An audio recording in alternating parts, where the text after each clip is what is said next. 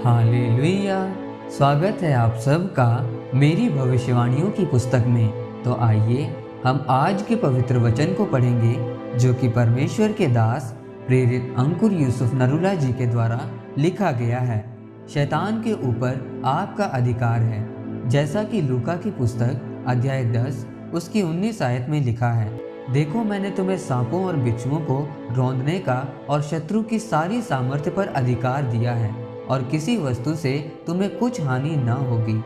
मेरे प्रियो, परमेश्वर ने कहा कि देखो, मैंने तुम्हें सांपों और बिच्छुओं को रौंदने का और शत्रु की सारी सामर्थ्य पर अधिकार दिया है। इस वचन में परमेश्वर ने कहा देखो।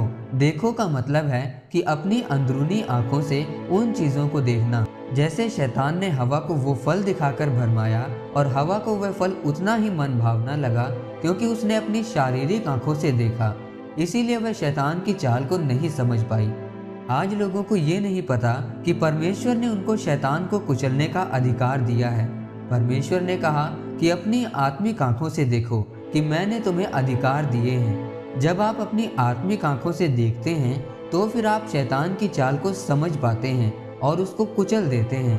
अगर आप बाइबल में पहला शमूएल की किताब को पढ़ें तो उसमें लिखा है कि छोटे से दाऊद ने गोलियत जैसे योद्धा को मार दिया था।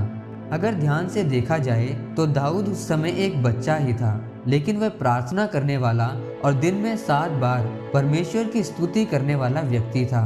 दाऊद उस योद्धा से डरा नहीं, बल्कि परमेश्वर के वचन के अधिकार के साथ उसके सामने आया और उसी अधिकार के साथ परमेश्वर की सामर्थ्य के द्वारा उसे मार गिराया। मेरे प्रियो, याद रखें, आप शैतान को तब तक नहीं हरा पाएंगे जब तक आप परमेश्वर का वचन रूपी हथियार नहीं उठा लेते। शैतान आपको दिखाएगा कि देख, तू चर्च जाता है लेकिन फिर भी तेरे सिर में दर्द है। तू भले काम करता है लेकिन फिर भी तेरे जीवन में कोई आशीष नहीं है। शैतान ने दाऊद को भी ऐसा ही कहा होगा कि देख, वह गोलियत कितना लंबा और ताकतवर है।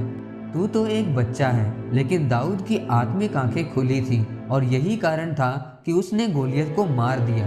मेरे प्रियो, शैतान का खाना पाप है और वो पाप के द्वारा ही आपके जीवन में प्रवेश करता है।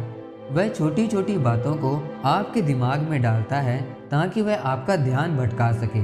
इसीलिए बाइबल में श्रेष्ठ गीत अध्याय 2 उसकी 15 आयत में लिखा है कि जो छोटी लोमड़ियां दाग की बारियों को बिगाड़ती हैं उन्हें पकड़ लो, क्योंकि हमारी दाग की बारियों में फल लगे हैं। इसका मतलब है कि आपको दिमाग और आत्मा में सतर्क रहना है कि शैतान आपके दिमाग में छोटी छोटी पाप वाली बातें ना डाल सके, क्योंकि छोटी छोटी बातें ही बाद में बड़े पाप का रूप धारण करती हैं। इसीलिए मेरे प्रियो, अगर आप चाहते हैं कि आप शैतान को अपने पांवों के नीचे रौंदें तो अपनी 1 घंटे वाली प्रार्थना को 3-4 घंटे वाली बनाएं।